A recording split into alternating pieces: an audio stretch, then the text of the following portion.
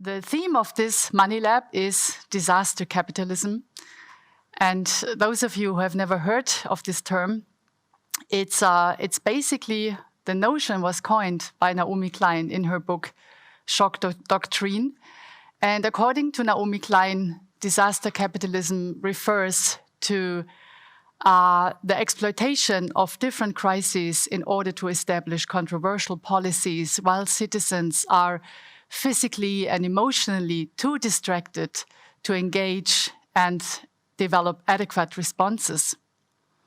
So this conference takes disaster capitalism as a starting point to collaboratively explore our current state of being in this world.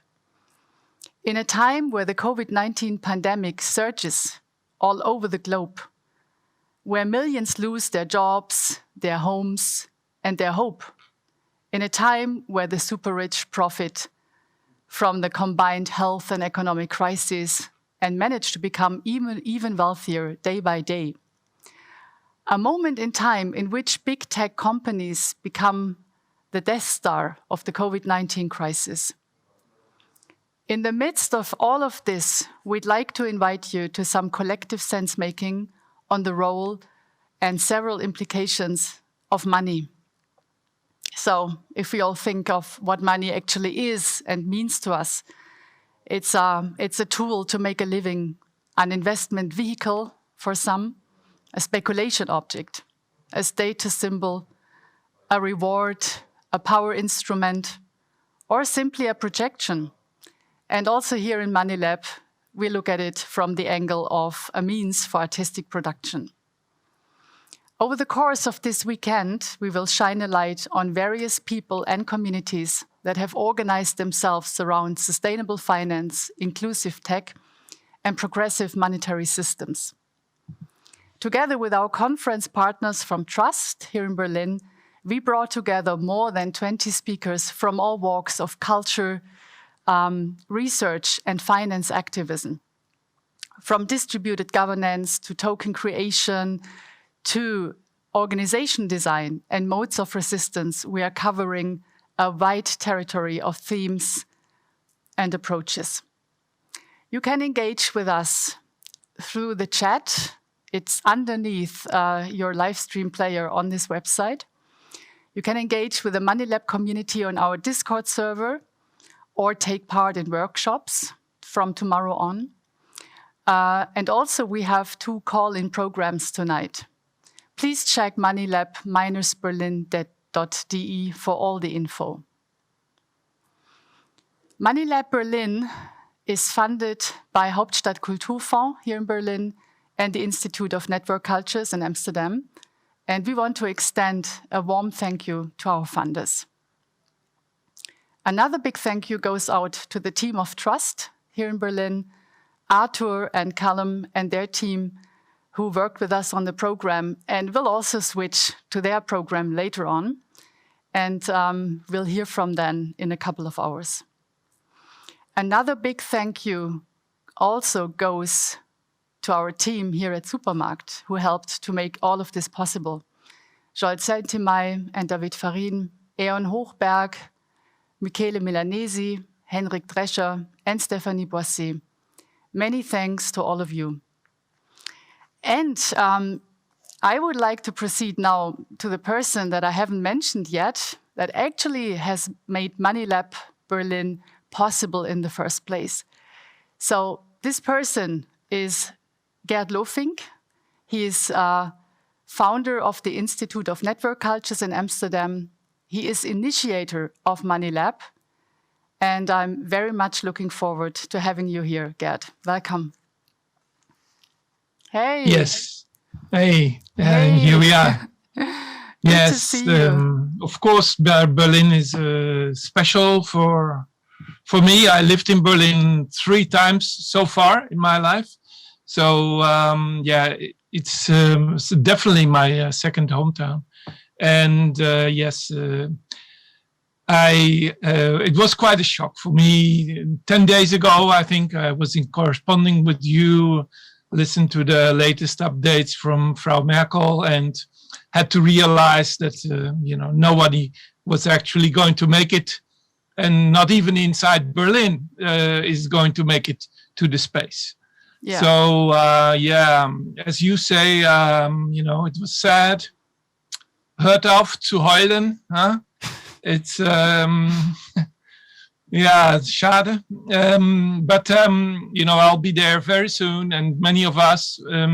And you said it's the first MoneyLab in Berlin, and that was your opening, and this is really a promise.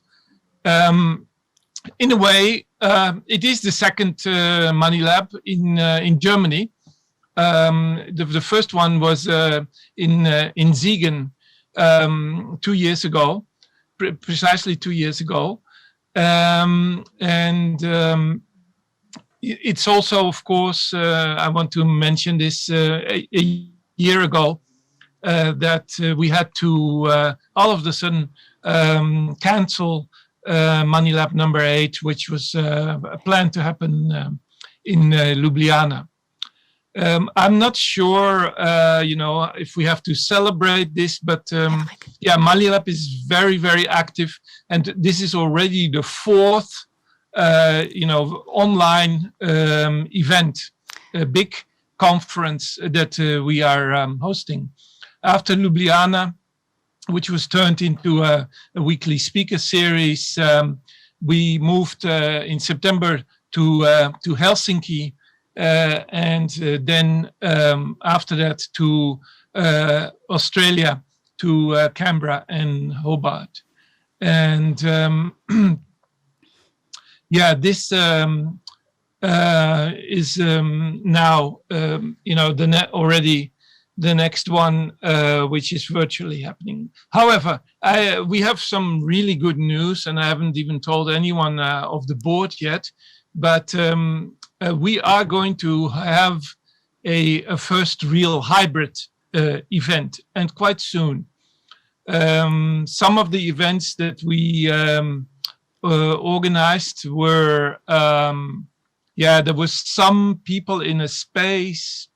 I'm not really sure, Ella, how many people are in this space with you right now? I have no idea.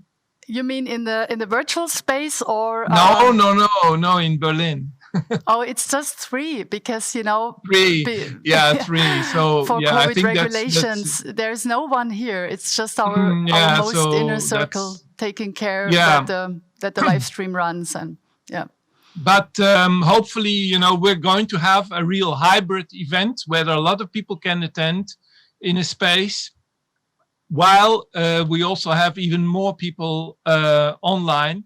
And this is now scheduled somewhere in June in Wellington, in New Zealand. Okay, so amazing. They've contacted us only this week, and they were very enthusiastic to host MoneyLab number 12. So that's good. There's an enormous amount of energy and activism happening even in the COVID period.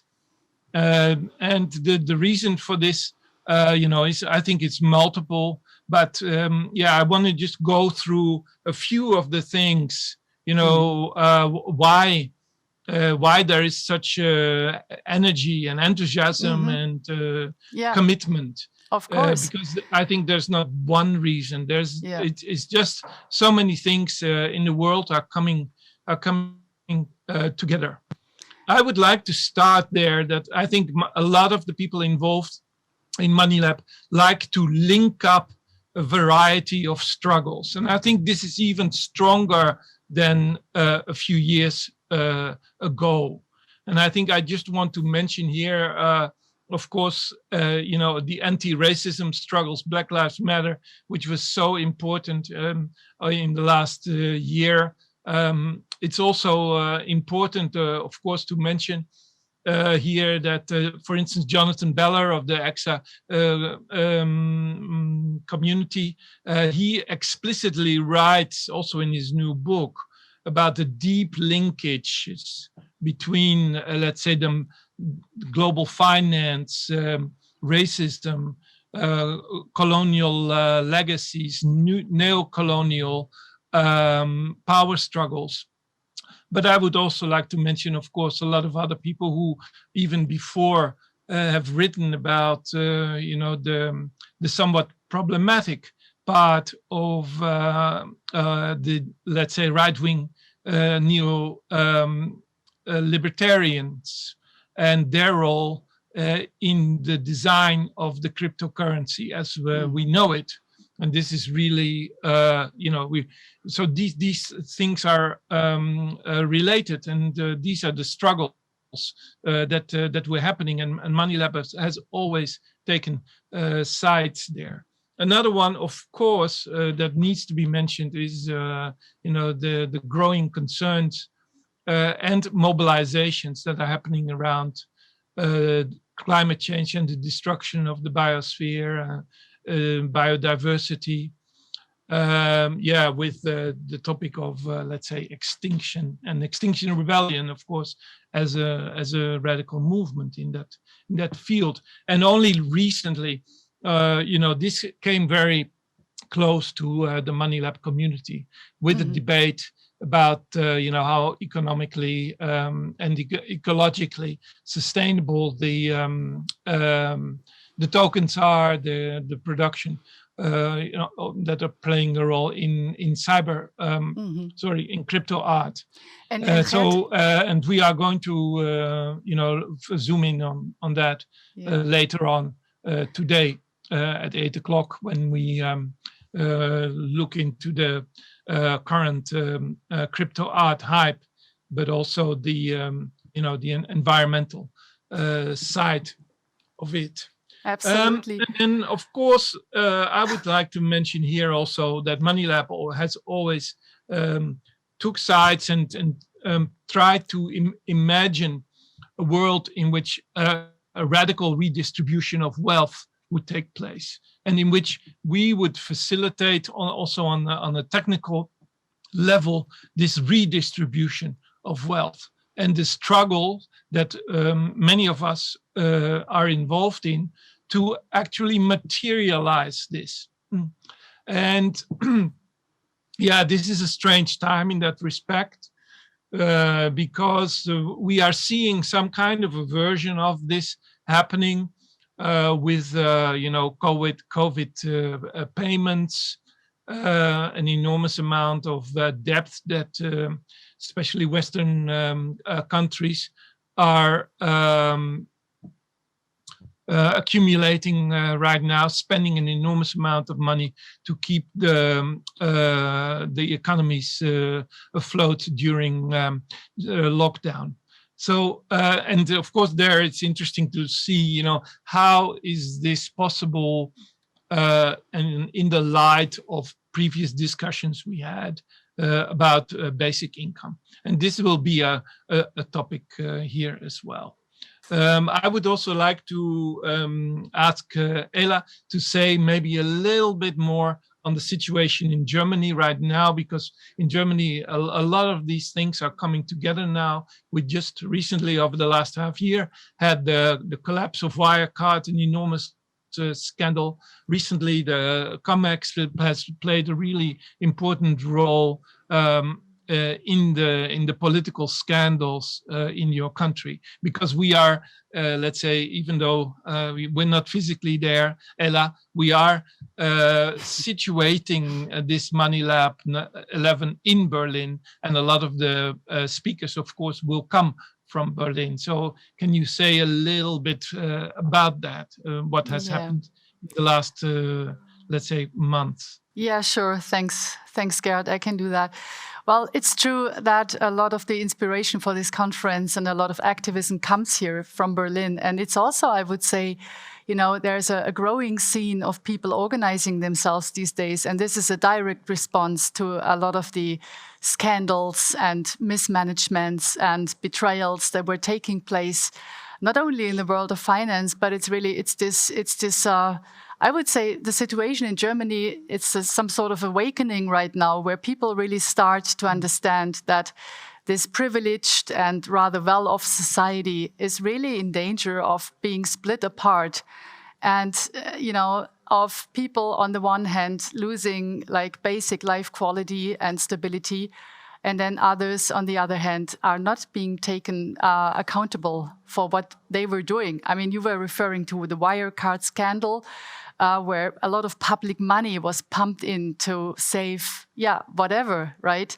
The same with Cum and Cum-Ex, which was basically a large-scale financial fraud scheme that really that floated the portfolios of some super wealthy people.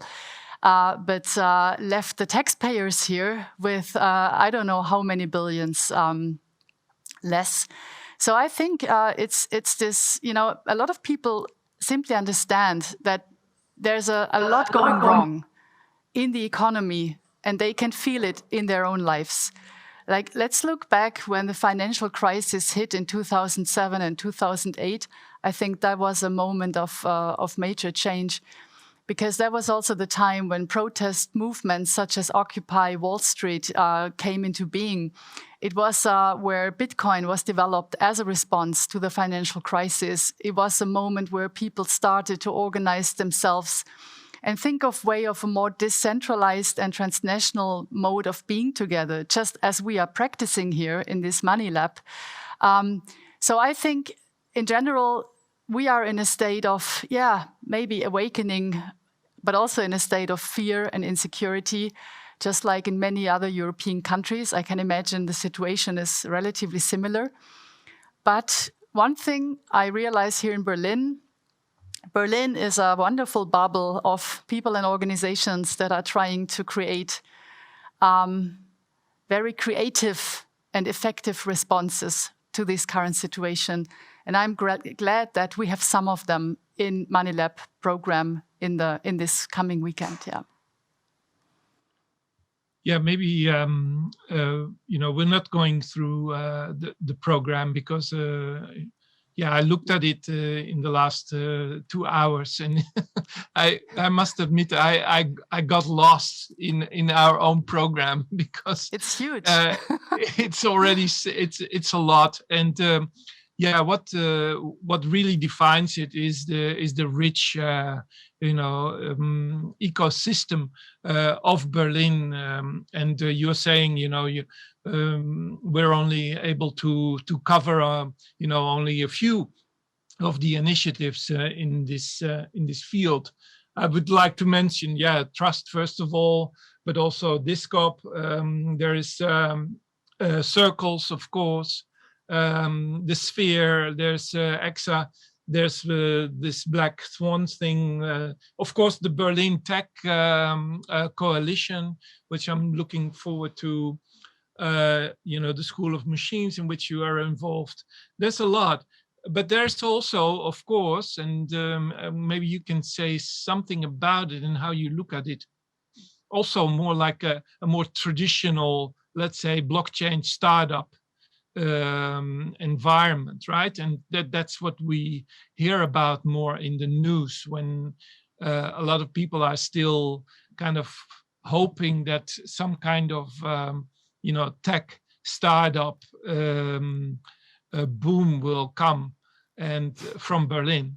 Can you say something about that? Is that a myth, or how should we look at it? Is fintech firmly based in Berlin? Well, it's a good question. I think on the one hand it is, yes. So there is a lot of decentralized finance here, but also there's a lot of conscious finance here. And I think that's maybe what makes Berlin a special place, because the startups, they did not really manage to attract that much money compared to Silicon Valley. So a lot of them were not really successful, I would say, with their business models. And on the other hand, it's I would say the initiatives that really became popular and interesting and managed to activate a larger community, these initiatives were really the ones that asked questions of, what's the reason for all of that? Is this just to make everyone rich, or is this rather about creating an ecosystem maybe? Is this rather about creating livelihood for more than the founders? And then I guess it's also because it's just this it's this maybe this atmosphere here in the city where there is a certain criticality towards startup. Traditional startup values, I would say, and that also comes into play. So yeah, I guess this is a very interesting mix of people, characters, and approaches.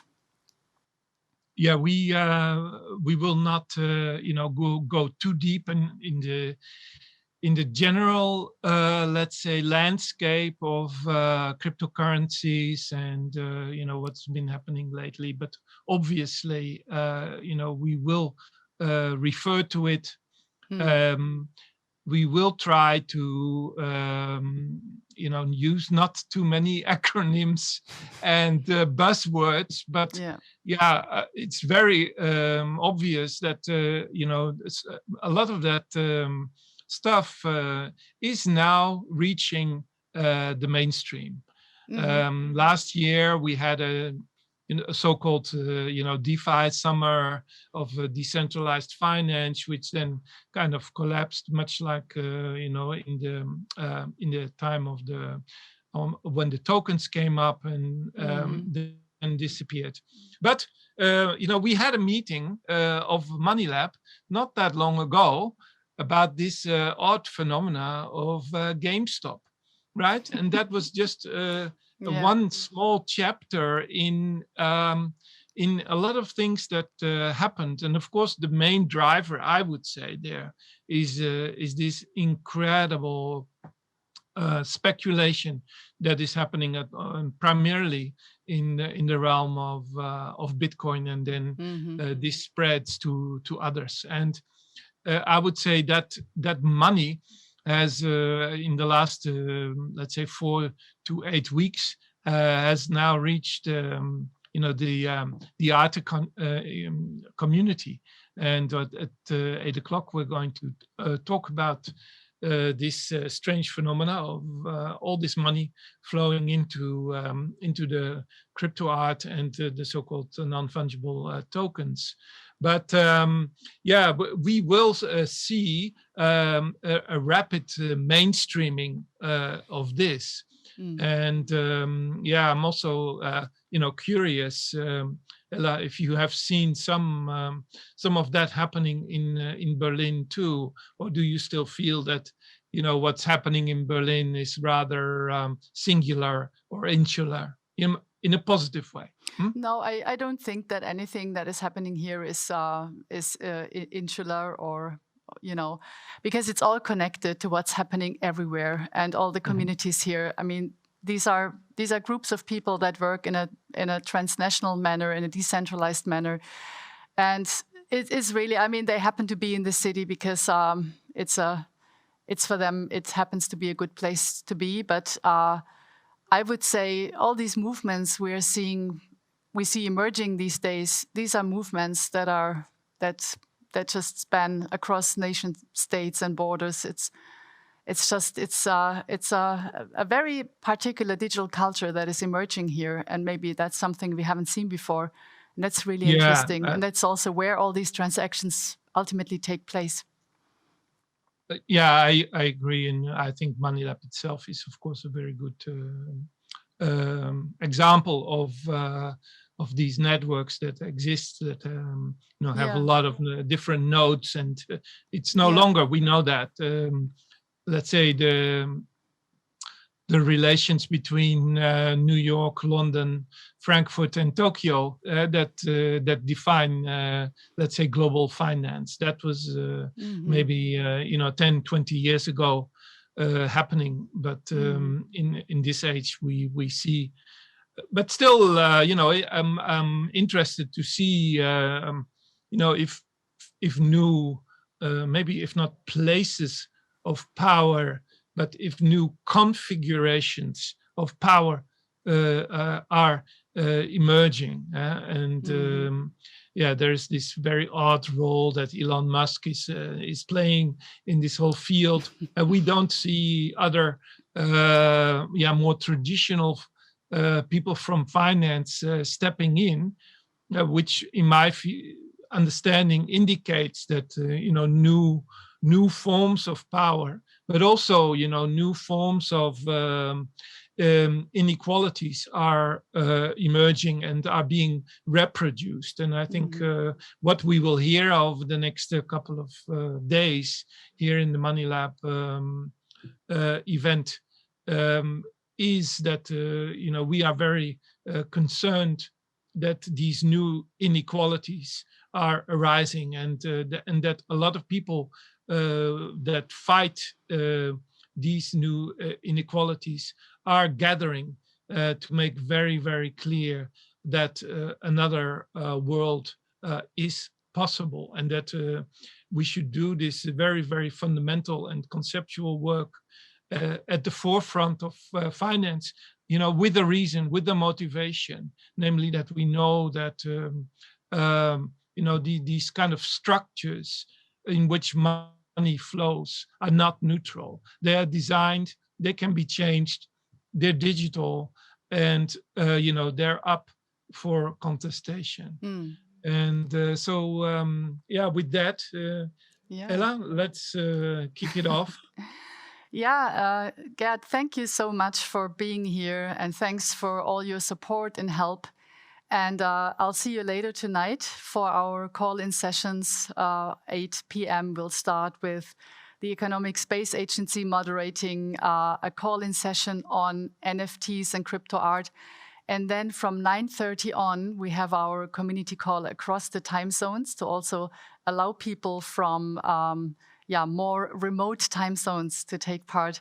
And then I will also ask you more concretely, Geert, how people can engage with MoneyLab, and because that's also a very different reason for us to convene here. Thank you so much. It was great to having you, and I'll see you back later today. Bye-bye.